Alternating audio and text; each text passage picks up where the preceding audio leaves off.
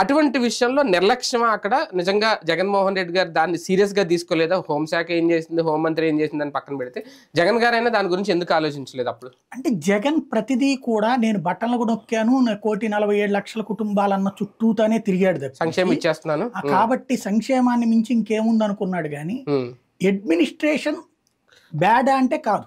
నేను చాలాసార్లు చెప్పాను, అడ్మినిస్ట్రేషన్ వాస్తవంగా చెప్పాలంటే భారతదేశ చరిత్రలో భవిష్యత్తులో ఏ ప్రభుత్వమైనా నిర్వహించాల్సిన అడ్మినిస్ట్రేషన్, ఇంటి దగ్గరికి పాలన, నీ ఏరియాకే ప్రభుత్వం అన్నటువంటి అట్లాంటి ఒక చక్కటి వ్యవస్థ తెచ్చినోడు సమాధానం చెప్పడంలో నిర్లక్ష్యం, ప్రతిదానికి పాపం ఆ సజ్జల ముందు పెట్టి మాట్లాడించడం తప్పించి, ఇవాళ చూడండి ప్రతి మంత్రి మాట్లాడుతున్నారు, నారాయణ మాట్లాడతాడు, అంత మాట్లాడుతుంది, ఎవరికి వాళ్ళే మాట్లాడుతున్నారు.